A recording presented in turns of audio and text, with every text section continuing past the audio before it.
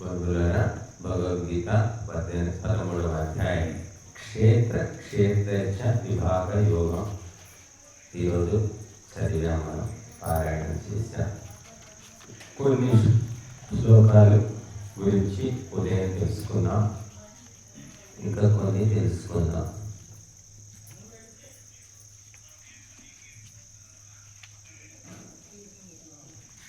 మరి భగవంతుడు ఎలా ఉన్నాడు, ఏం చేస్తున్నాడు అనేది కొన్ని శ్లోకాల్లో ఉంది, చూడండి.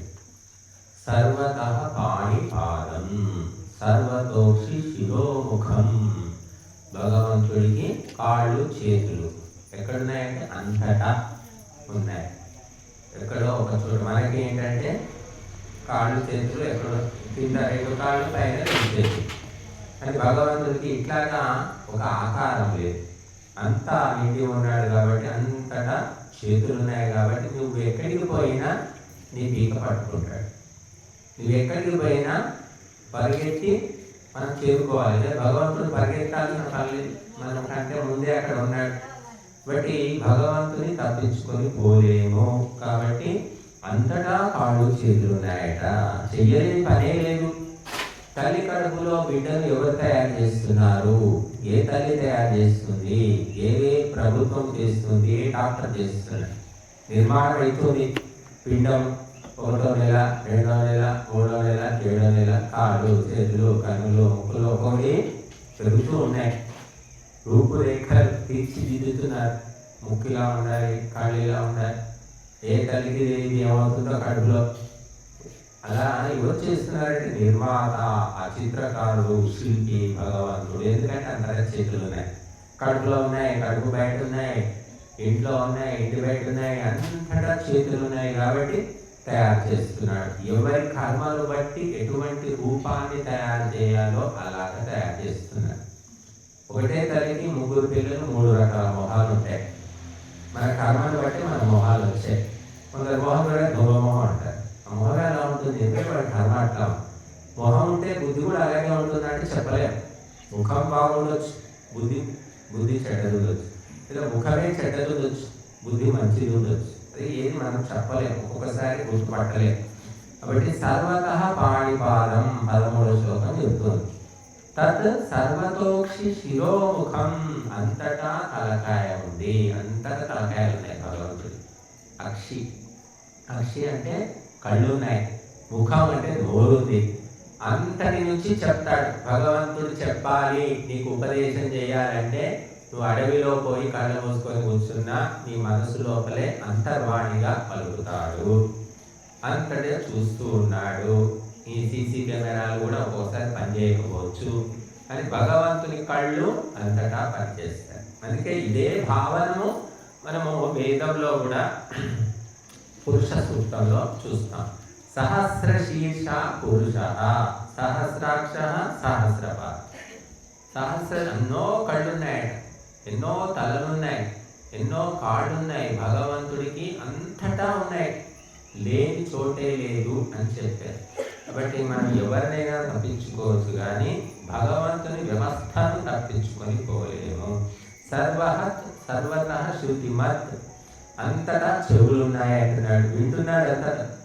మనం ఎవరు వినట్లేదు అనుకుంటున్నాం, మన గదిలో ఒంటరిగా ఉంటాం, ఫోన్లో మాట్లాడుతున్నాం, ఎవరు వినట్లేదు, భగవంతుడు వింటున్నాడు. కాబట్టి భగవంతుడు అనే తత్వం అనేది చాలా విశాలమైన సూక్ష్మమైన తత్వం. మనం ఏమనుకుంటామని గుడిలో పెట్టి గుడి ఇంతే దేవుడు అనుకుంటాం. గుడిలో పెట్టి గుడే దేవుడు, మసీదే దేవుడు, లేకపోతే చర్చే దేవుడు, ఇంకా అయిపోతే దేవుడు లేడు. ఇప్పుడు దేవుడు ఎక్కడ ఉన్నాడు అంటే గుడిలో ఉన్నాడు అంటారు అందరు. నీలో లోపల ఉన్నాడు, కాకపోతే గుడిలో ప్రత్యేకంగా ఉంటాడు అని నమ్ముతారు. కనుక భగవంతునిలో హెచ్చు తగ్గులు లేవు. మనొకటి ఒక చోట ఎక్కువ ఉన్నాడు, ఒక చోట తక్కువ ఉన్నాడు అని చెప్పడానికి లేదు. అంతటా సమానంగా ఉన్నాడట, హెచ్చు తగ్గులు లేవు. అందుకే ఇందులోనే ఒక చోట వస్తుంది, ఆకాశములాగా వ్యాపించి ఉన్నాడు అని చెప్తుంది తర్వాత ఒక శ్లోకం. కాబట్టి సర్వం ఆవృత్య తిష్టతి. అంతటిని ఆవరించి ఉన్నాడట, కదలకుండా ఉన్నాడు. మొత్తం కింద మీద పైన లోపల పక్కల అంతటా ఆవరించి ఉన్నాడు, నిండి ఉన్నాడు భగవంతుడు. నువ్వు తప్పించుకొని పోలేవు. కాబట్టి ఈ సత్యము మనము గుర్తించాలి. ఎప్పుడైతే స్పష్టంగా తెలుసుకుంటామో మన జీవితంలో మన ఆలోచనల్లో మార్పు వస్తుంది. సర్వేంద్రియ గుణాభాసం, అన్ని ఇంద్రియ గుణాలు లేవు భగవంతుల్లో. ఇంద్రియ గుణాలు లేవు. ఇంద్రియ గుణాలు ఏంటి? శబ్దము, స్పర్శ, రూపము, ఇవన్నీ ఇంద్రియ గుణాలు అంటారు. ఈ గుణాలు భగవంతునిలో లేవు. సర్వేంద్రియ వివర్జితం, ఇంద్రియాలు కూడా లేవు. అలాగా కళ్ళు, చెవులు, ముక్కులేం లేవు. కానీ సర్వశక్తిమంతుడు, అన్నిటినీ గ్రహించగలుగుతాడు. మనకు చెవులునే నిజమే, వింటాం. ఎంతవరకు వింటాం? కొంతవరకు వింటాం. మరి మైలు దూరంలో శబ్దాలు వింటామా? వినలేము. చీమ గట్టిగా ఏదో చేస్తుంది, చీమ చేసే చప్పుడు తెలుస్తుందమ్మా అంటే సూక్ష్మమైన శబ్దాలు వినలేము. అతి దూరంగా ఉండే శబ్దాలు వినలేము. అత్యధికమైన శబ్దాలు వినలేము. చెవులు పగిలి చచ్చుకుంటాం. బట్ మన ఇంద్రియాలు ఏమిటి? పరిమితికి లోబడి ఉన్నాయి. కన్ను చూస్తుంది, ఏమి చూస్తుంది? కొంతవరకే చూస్తుంది. దాటిపోయిందంటే మనం గమనించలేదు. సూక్ష్మ వస్తువును కన్ను చూడలేదు, అత్యంత దూరమైన వస్తువును చూడలేదు. చూడండి, కొంతమంది నువ్వు గింజ మీద, బియ్యపు గింజ మీద బొమ్మలు వేస్తుంటారు, రాస్తూ ఉంటారు. అలాంటి చిత్రకారులు ఉన్నారు. మరి మనం నువ్వు గింజను, అసలు నువ్వు గింజలే మనకు కనబడవు. సూర్యులో దారి పెట్టామంటే కళ్ళు కనబడి చావు. మరి వాళ్ళు అలా నువ్వు గింజ మీద కూడా బొమ్మలు వేస్తున్నారే అంటే వాడి నేత్రశక్తి అంత సూక్ష్మంగా ఉంది. మనుషుల్లోనే ఇంత డిఫరెన్స్ ఉంది చూడండి. అలాగే భగవంతుడు మొత్తం పరమాణువులో కూడా ఉండి పరమాణువును కూడా నడిపిస్తున్నాడు. పరమాణువులు ఎలా తిరుగుతున్నాయి? ఎలక్ట్రాన్, ప్రోటాన్, న్యూట్రాన్ అని చెప్తున్నారు శాస్త్రవేత్తలు. అమ్మగారు నాడు ఆస్ట్రాలజీ. ఇవన్నీ ఎలా తిరుగుతున్నాయి? ఎవరు తిరుగుతున్నారు? వాటికి అవి తిరుగుతున్నాయా? ఫ్యాన్ దానికైనా తిరుగుతుందామా? మనం ఒకటి బటన్ నొక్కితే కరెంటు పాస్ అయితే ఫ్యాన్ తిరుగుతుంది. కరెంటు లేకుంటే నువ్వు ఎన్నిసార్లు బటన్ నొక్కినా ఫ్యాన్ తిరగదు. కరెంట్ ఉన్నప్పటికీ నువ్వు బటన్ వేయకుంటే ఫ్యాన్ తిరగదు. కరెంట్ ఉంది, బటన్ వేసావు, ఫ్యాన్లో ఏమైనా ఫాల్ట్ ఉంటే ఫ్యాన్ తిరగదు. ఇన్ని ఉంటాయి కథలు. అలాగా పరమాణువు లోపల ఎలక్ట్రాన్ ఉంది, ప్రోటాన్ ఉంది, న్యూట్రాన్ ఉంది. మూడు తిరుగుతున్నాయి. కదలకుండా ఏం లేవని అన్నీ చెలిస్తున్నాయి. పరమాణువు నుంచి బ్రహ్మాండము దాకా కదలకుండా ఏదీ లేదు. మనం అనుకుంటున్నాం ఈ స్టాండ్ ఉంది, ఈ స్టాండ్ కదులుతుందా? కదలటం లేదు అనుకుంటున్నాం. స్టాండ్ లోపల పరమాణువులు కదులుతూనే ఉన్నాయి. ప్రతి ఒక్క వస్తువు లోపల పరమాణువుల్లోని ఎలక్ట్రాన్, ప్రోటాన్, న్యూట్రాన్లు కదులుతూనే ఉన్నాయి. మన శరీరం కదలకుండా కూర్చున్నా అనుకుంటున్నా. లోపల రక్త కణాలు, తెల్ల రక్త కణాలు, ఎర్ర రక్త కణాలు అన్నీ కదులుతూనే ఉన్నాయి. కిందికి తిరుగుతూనే ఉన్నాయి. మనకు తెలియదు. బ్రహ్మాండం అంతా కదిలిపోతుంది, కానీ మనకు కదలనట్టే కనిపిస్తుంది. కాబట్టి సర్వం ఆవృత్య తిష్టతి, అంతటా నిండి దాగి ఉన్నాడు. సర్వేంద్రియ వివర్జితం, కళ్ళు లేవు, ముక్కు లేవు, చెవులు లేవు, ఏ అవయవాలు లేకపోయినా అన్ని శక్తులు కలిగి ఉన్నాడు. అసక్తం, అసక్తం అంటే దేని పట్ల ఆసక్తిగా లేడు. అన్ని అందుబాటులో ఉన్నాయి కానీ దేని మీద ఇంట్రెస్ట్ లేదు. సర్వభృచ్చైవ నిర్గుణం గుణభోక్తృచ, సర్వభృత్ అన్నిటినీ భరిస్తూ ఉన్నాడు, పోషిస్తూ ఉన్నాడు పరమాత్మ. నిర్గుణము, గుణరహితుడు. కామము, క్రోధము, లోభము ఇటువంటి గుణాలు లేనివాడు. గుణభోక్తృ అంటే ప్రేమ, దయ, శాంతి ఇటువంటి గుణాలు కలిగి ఉన్నటువంటి వాడు. బహిరంతశ్చ భూతానాం అచరం చరమేవచ, ఈ కదలని రెండు ప్రాణులు అంటే సజీవం, నిర్జీవమైన ప్రాణులన్నిటి లోపల అతను ఉన్నాడు, దాగి ఉన్నాడు. లోపల ఉన్నాడు, మళ్ళీ బయట ఉన్నాడు. సూక్ష్మత్వ తద్ అవిజ్ఞేయం. ఎందుకో అంతా ఉన్నాడు అంటున్నారు, ఎక్కడ కనబడటం లేదే అంటే సూక్ష్మత్వా, అత్యంత సూక్ష్మంగా ఉన్నాడు కాబట్టి అవిజ్ఞేయం, తెలుసుకోవడానికి వీలు కాదు. పరమాణువులు ఉన్నాయా అంటే అందరూ ఉన్నాయంట. ఎలక్ట్రాన్లు ఉన్నాయి. మరి ఎవరు చూశాడు? ఏ సైంటిస్టు ఇంతవరకు చూడలేదు. పరమాణువులు ఎవరు దర్శించలేదు. ఏ యంత్రంతో కూడా కనబడదు. కానీ ఊహించారు. వాళ్ళు ఊహించి చెప్పారు అంతే. అది ఉన్నది అని చెప్పడానికి మనకి ఏది కంటికి కనబడదు. అలాగా భగవంతుడు కూడా కంటికి కనబడడు, ఊహించి చెప్పారు మహర్షులు అని నమ్మాల్సిందే నోరు మూసుకుని. దూరస్థం చ అంతికే చ తత్. భగవంతుడు దూరంలో ఉన్నట్ట, దగ్గర కూడా ఉన్నాడు. ఇక్కడ ఎంత ఉన్నాడు? అక్కడే తిరుపతిలో ఉన్నాడు, శ్రీశైలంలో ఉన్నాడు, శబరిమలలో తిరుగుతూ ఉంటారు. శ్రీ శబరిమలలో ఉన్న దేవుడు ఇక్కడేనా అంటే ఉన్నాడని ఇక్కడే శ్లోకం చెప్తుంది కదా. దూరస్థం చ అంతికే చ. దగ్గర ఉన్నాడు, దూరంగా ఉన్నాడు. దగ్గరలో ఎంత ఉన్నాడో దూరం కూడా అంతే ఉన్నాడు. నీ మనస్సు ఏకాగ్రం కాకపోతే దగ్గరున్నా తెలుసుకోలేవు. నీ మనసు ఏకాగ్రమైతే ఎక్కడున్నా కూడా తెలుసుకోగలుగుతావు. నీ మనసు చంచలమై నువ్వు తిరుగుతున్నావు గాలిలాగా. నీ మనసును బాగు చేసుకో. నీ మనసు బాగు చేసుకుంటే కూర్చున్న దగ్గరే తెలుసుకోవచ్చు. కాబట్టి ఇలా ఈ 3 శ్లోకాలు కూడా మనకు చెప్తున్నాయి. అలాగే ఇక్కడ చెప్పారు చూడండి. యథా సర్వగతం సౌక్ష్మ్యాత్ ఆకాశం నోపలిప్యతే. 32వ శ్లోకం. అన్ని పంచభూతాలు ఉన్నాయి. పృథివీ, ఆపస్సు, తేజస్సు, వాయువు, ఆకాశము. ఈ ఆకాశము అన్నిటికంటే సూక్ష్మము, అన్నిటికంటే వ్యాపకము, నిత్యమైనటువంటిది. ఇది ఎలాగైతే సూక్ష్మమై అన్నిట్లో నిండి ఉంది. ఆకాశము లేనటువంటి ప్రదేశము లేదమ్మా. అంతటా ఆకాశం ఉంది. నేను ఇక్కడ కూర్చున్నానంటే ఇక్కడ ఆకాశం ఉంది. ఆకాశం అంటే ఇంగ్లీష్లో స్పేస్ అంటారు. ఖాళీ ప్రదేశం. ఖాళీ ప్రదేశం లేదే ఇది ఎలా నిలబడింది? ప్రతిదీ ఖాళీ ప్రదేశంలోనే ఉంది. అది తీసినా ఖాళీ ప్రదేశం అలాగే ఉంటుంది, ఉన్నా కూడా ఖాళీ ప్రదేశం ఉంటుంది. కాబట్టి స్పేస్ను ఖండించలేము.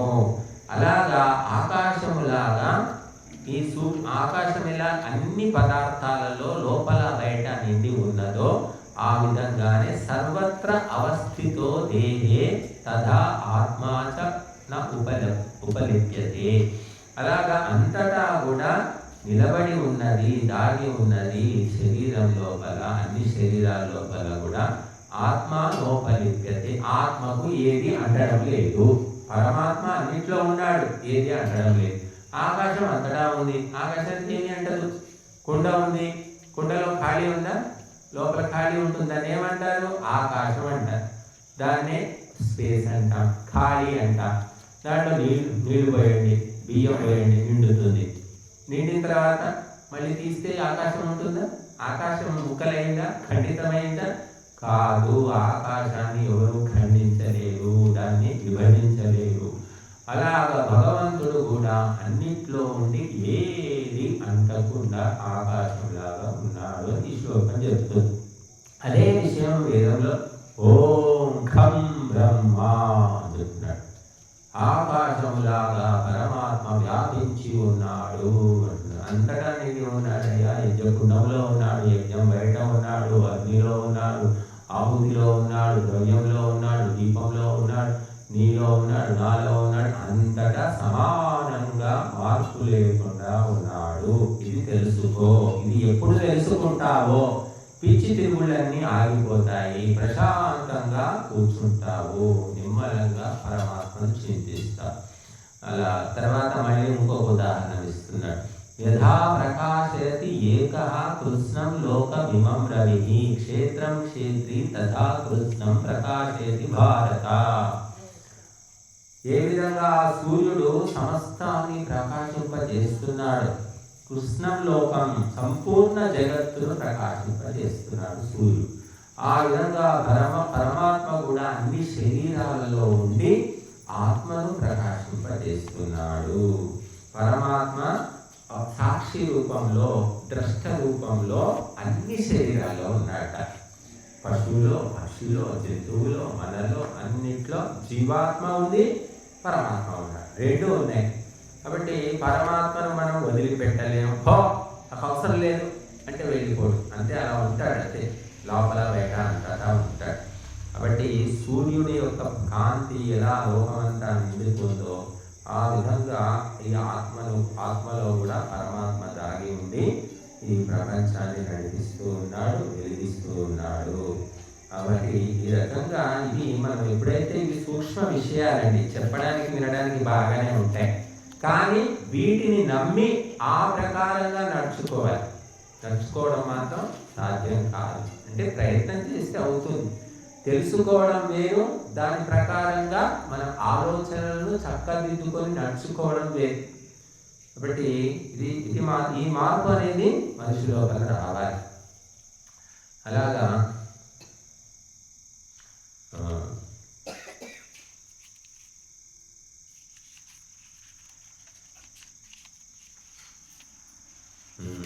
అనాదిత్వాత్ నిర్గుణత్వాత్ పరమాత్మ అయం అవ్యయః. 31వ శ్లోకం చెప్తుంది. అనాదిత్వాత్ పరమాత్మ అనాది. అనాది అంటే ఆది లేనివాడు, మొదలు లేనివాడు. భగవంతుడికి మొదలుందా? సృష్టికి మొదలుంది. జీవుడికి శరీరం పుడతాడు, మొదలుంది. అంటే శరీరంతో మొదలుంది జీవుడికి, కానీ వాడికి తాత్వికంగా జీవుడికి కూడా మొదలు లేదు. పరమాత్మకు ఆది అనేది లేదు కాబట్టి అనాది. నిర్గుణత్వాత్ నిర్గుణుడు అంటే దుష్టమైన గుణాలు లేవు కాబట్టి నిర్గుణుడు అని చెప్పారు. పరమాత్మాయం అవ్యయః. ఈ పరమాత్మ అవ్యయుడు. అవ్యయుడు అంటే అఖండుడు, ఏకరసుడు, నిత్యుడు అని అర్థం. కాబట్టి ఈ పరమాత్మ శరీరస్థోపి, శరీరంలో ఉన్నాడు. మన శరీరంలో ఉన్నప్పటికీ కూడా నా కరోతి నా లిప్యతే, ఆయన చేయడు, ఏది అందించుకోడు. మన శరీరంలో ఆ పరమాత్మ ఉన్నాడు. మనం ఏమేమో అన్నో చేస్తున్నాం, అవి పరమాత్మ కట్టుతాయా? పరమాత్మ చూస్తున్నాడు, నువ్వు అబద్ధాడిని చూస్తున్నాడు, దొంగతనం చేసి చూస్తున్నాడు, నువ్వు చెప్పేవాడిని వింటున్నాడు. కానీ భగవంతునికి ఏది అంటాడు, ఏది చేయడు, చేయించడు కూడా. మనిషి చేసే పుణ్యపాపాలకు కర్త ఎవరు? మనిషే. నాకు దేవుడు వచ్చిందండి, దేవుడు చెప్తే చేశాను, నాకు దేవుడే పూనాడు, నాకు దేవుడు వస్తాడు అని చెప్తుంటారు. ఎంత ఎందుకు చేశాడంటే దేవుడు చేయించాడండి. దేవుడు ఏమి చేయించాడండి. భగవంతుడు సాక్షి రూపకంగా ఉంటాడు. అన్నీ చేసేది జీవుడే. తెలిసి కానీ తెలియక కానీ ఇష్టంతో కానీ ఇష్టం లేక కానీ చేసేది ఎవరు అంటే మానవుడే, జీవుడే. భగవంతుడు ఏమీ చేయడు. కాబట్టి భగవంతుడు ఏం చేస్తాడంటే అంతర్వాణి రూపంలో నీకు జ్ఞానోపదేశం చేస్తాడు. నువ్వు అంతర్ముఖం అయితే నీ మనసు బహిర్ముఖమైంది. ఎప్పుడు బయటి సంగతులు, బయటి విషయాలే. లోపల నువ్వు ప్రవేశిస్తే లోపల భగవంతుని యొక్క దివ్యవాణి వినిపిస్తుంది. అందరికీ ఉపదేశిస్తున్నాడట భగవంతుడు. ధియో యో నః ప్రచోదయా. ఓ భగవంతుడా, మా బుద్ధులను సన్మార్గంలో తీసుకుపో అంటున్నా. అని లోపల అంతర్వాణిగా వినిపిస్తున్నాడు. కానీ మనం అంతర్ముఖం కాలేదు కాబట్టి వినలేకపోతున్నాం. క్లాసులోనే కూర్చుంటాడు, పాఠం చెప్తూనే ఉన్నాడు మాస్టర్, నిద్రపోతుంటాడు. లేదా క్లాసులోనే ఉంటాడు, నెత్తికెక్కాడు. క్లాసులోనే ఉంటాడు, ఏదో ఆలోచనలో ఉంటాడు. అందరికీ అదే పాఠం చెప్తున్నాడు. అలాగా భగవంతుడు అందరి హృదయంలో ఉండి అందరికీ బోధిస్తున్నాడు. కానీ మనం ఏంటి, మన ఆలోచనలన్నీ బయట ఉన్నాయి. ఏమవుతుంది, ఎక్కడుంది, ఏం చేయాలి, ఏమి తినాలి, ఏం వండుకోవాలి, ఇవన్నీ భౌతిక ఆలోచనల్లో ఉన్నాం కాబట్టి ఆ అంతర్వాణి వినలేకపోతున్నాము. అందుకే మహర్షులు ఏం చేశారు, బయటివన్నీ పక్కన పెట్టేశారు. ప్రపంచాన్ని పక్కన పెట్టేసి అంతర్ముఖము అంటే లోపలికి వెళ్ళిపోయారు. అందుకే కళ్ళు మూసుకొని ధ్యానం చేస్తూ చేస్తూ లోపల ఉన్నటువంటి అంతర్వాణిని విని వాళ్ళు మనకు ఉపదేశాలు, వేదాలు, ఉపనిషత్తుల రూపంలో మనకు బోధించారు. అందుకే ఏం చెప్పారంటే, నేను చెప్పాను, నాకు తెలిసింది అని చెప్పలేవాడు. ఏదో మాకు అంతర్వాణి నిలబడింది, దైవవాణి అని చెప్పాము, మా సొంత తెలివి ఏమి లేదని చెప్పారు. కాబట్టి ఇప్పుడు మనకు కొంతమంది చెప్తుంటారు, నాకు దేవుడు వచ్చాడు, కళలో వచ్చాడు, నాకు చెప్పాడు అని చెప్తుంటారు. దేవుడు నీ కళలో వచ్చి నీకు చెప్పితే నీలో అటువంటి లక్షణాలు ఉన్నాయా, పవిత్ర లక్షణాలు ఉన్నాయా, నీకు దేవుడు నీ దగ్గరకు వస్తాడా? కనీసం కుక్క కూడా నీ దగ్గరికి రాదు. నువ్వు కుక్క కూడా ఇంత అన్నం పెట్టదు, నీ దగ్గర దేవుడు ఎట్లా వచ్చాడు, ఎలా చెప్తాడు, ఎవరు ఆలోచించడం లేదు. ఎవడైనా అబద్ధాలు చెప్తే నమ్మేస్తున్నారు. దేవుడు వచ్చాడు, దేవుడు వచ్చాడు చెప్పాలి అంటే తన దగ్గర ఎంత పవిత్రత, నీతి, నిజాయితీ ఉండాలి, ఎవరు ఆలోచించట్లేదు. దేవుడు వచ్చాడు, దేవుడు వచ్చాడు, వాడు పెద్ద జనం పోగైపోతారు, పెద్ద జాతర జరిగిపోతుంది అక్కడ. కనుక భగవంతుడు అందరికీ చెప్తున్నాడు, సమానంగా చెప్తున్నాడు. కానీ పవిత్ర హృదయాలేమో వినగలుగుతున్నారు. అపవిత్ర హృదయులు వినలేరు, తెలుసుకోలేరు. ఇప్పుడు మేము అందరికీ చెప్తున్నా, ఇక్కడ సమానంగా ప్రవచనం చెప్తున్నాం. ఎంతమంది గుర్తుంటుంది అంటే ఎవరికి జిజ్ఞాస ఉంటుందో వాళ్ళు మాత్రమే గుర్తిస్తారు, గుర్తుపెట్టుకుంటారు, తెలుసుకుంటారు. మిగతా వాళ్ళు తెలుసుకోలేరు. ఈ విధంగా నకరోతి నలిత్యతే. భగవంతుడు సృష్టి చేస్తూ ఉన్నాడు, అన్ని జీవులను పుట్టిస్తున్నాడు, ఆహారం ఇస్తున్నాడు, అన్నీ చేస్తున్నాడు. కానీ దేని కర్మ ఫలంతో భగవంతునికి సంబంధం లేదు. ఏది అంటాడు. ఇనుము ఇచ్చింది దేవుడే. కత్తి చేయడం, ఆ ఇనుముతోటి కత్తి తయారు చేసే తెలివి ఎవరు ఇచ్చారు? దేవుడే ఇచ్చాడు. నువ్వు కత్తి తయారు చేశావు, ఆ కత్తి తీసుకెళ్ళి ఎవరో పొడిచావు. పొడిస్తే ఎవరు కారణము? ఇనుము ఇచ్చిన భగవంతుడా? కత్తి తయారు చేసే జ్ఞానం ఇచ్చిన భగవంతుడా కారణము? కాదు. ఎందుకంటే నీ బుద్ధి పక్కతో పెట్టి నువ్వు హత్య చేశావు. అలా భగవంతుడు దేనికి సంబంధం లేదు. తను అందరికీ, జీవులందరూ బాగుపడడానికి అవసరమైనటువంటి అన్ని సౌకర్యాలను చేసి పెట్టాడు. దాన్ని దురుపయోగం చేసుకుంటే నువ్వే శిక్ష అనుభవించాలి. అలాగా మనకు శ్లోకాలని చెప్తూ ఉన్నాయి.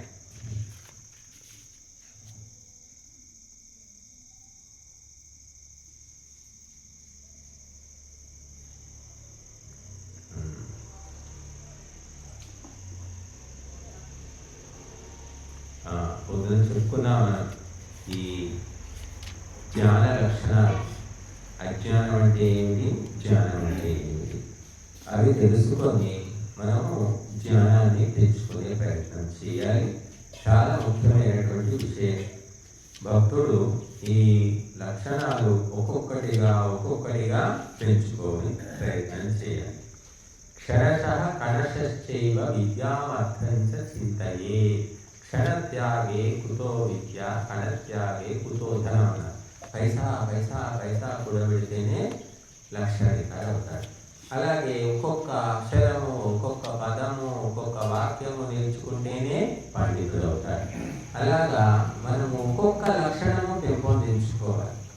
ఈ భగవంతుని పొందాలి, పరమశాంతిని పొందాలి అంటే ఏమి చేయాలి అంటే ఒక్కొక్క లక్షణం తెచ్చుకో. నువ్వు క్రమక్రమంగా లిస్ట్ ఇచ్చాడు నీకు. లిస్ట్ ముందర పెట్టుకో. నీలో ఉన్నవేమిటి, లేనివేమిటి, తక్కువేమిటి, ఎక్కువేమిటి తెలుసుకొని తక్కువైన వాటిని పెంచుకో.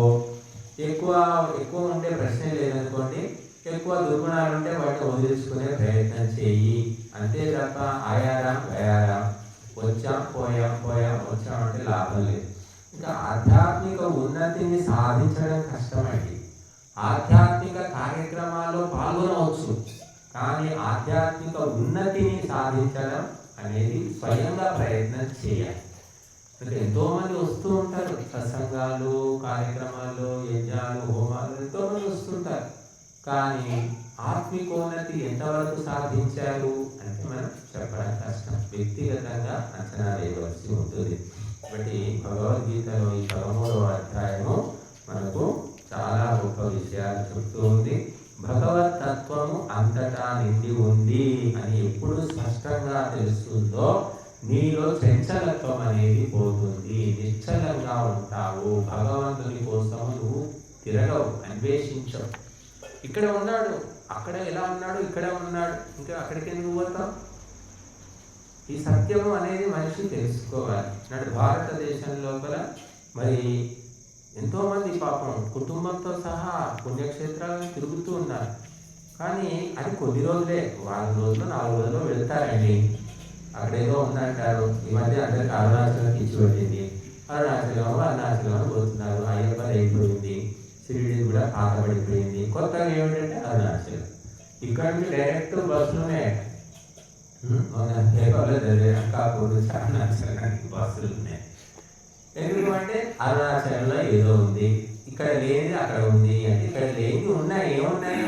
కొన్ని భౌతికమైనటువంటి విచిత్రాలు ఉన్నాయి. వాతావరణంలో మార్పు కావచ్చు, కొండలు, గుట్టలు, చెట్లు, చీమలు, వీటిలో ఒక తేడా కనిపిస్తుంది. కానీ దైవతత్వము అంతటా సమానంగా ఉంది, హెచ్చు తగ్గులు లేదు అని చెప్తుంది మనకు వేదం. కాబట్టి అది తెలుసుకోకపోవడం వల్ల అరుణాచలం పోతున్నారు. 4 రోజులే. 40 రోజులు ఉంటారా? 4 ఏళ్ళు ఉంటారా? ఉండలేదు. ఎందుకంటే పొలాలు ఇక్కడ ఉన్నాయి, వ్యాపారం ఉంది, ఉద్యోగం ఉంది, సంసారం ఉంది, ఇల్లు ఉంది. 4 రోజులు పోయి ఆహా ఓహో ఎంత బాగుంది, చాలా శాంతి అనిపించిందమ్మా. 40 రోజులు ఉండండి, అంతకంటే ఇల్లేదైనా పరిగెత్తుకుని వస్తారు. ఎందుకంటే 4 రోజులు ఉంటే అన్ని శాంతిగానే ఉంటాయి. అది అక్కడ మరి రకరకాలైనటువంటి వ్యవహారాలు, మనుషులు ఉన్నారంటే అక్కడ అన్ని రాగం, ద్వేషం, కామం, క్రోధం అన్నీ ఉంటాయి. కాబట్టి మనం 4 రోజులు ఉండేసి గొప్పగా ఉంది అనుకుంటే కుదరదు. దీంట్లో అంతకంటే శాంతి ఉంది. నువ్వు లేకుంటేనే అందరికీ శాంతి, నీ వల్లనే అశాంతి కలుగుతుందని తెలుసుకో. కాబట్టి నువ్వు అశాంతిని సృష్టించి ఎక్కడికో పోయి శాంతి కోసం నేను వెతుకుతానంటే ఇలా నీ నుంచే అందరికీ అశాంతి కలుగుతుంది, ఇబ్బంది కలుగుతుంది. అది నువ్వు తెలుసుకోలేక ఎక్కడికో పోయి అక్కడ శాంతి ఉంది, ఇంట్లో లేదంటున్నావు. ఇంట్లో నువ్వు వెళ్ళి ఊరికి వెళ్ళిపోయాక ఇంట్లో అందరూ శాంతిగానే ఉన్నారు. నువ్వే మొత్తం చెడగొడుతుంది అనే సత్యాన్ని తెలుసుకో. కాబట్టి మనము ఈ హిందువులు ఏమిటంటే ముస్లింలు, క్రిస్టియన్లకేమో ఒకటే ఉన్నాయి. వాడు పోతే ఎంత జీవితం జరిగినా ఆ ముస్లింలకేమో మక్కా మదీనా చెప్తారు, క్రైస్తవులకేమో జెరూసలేం.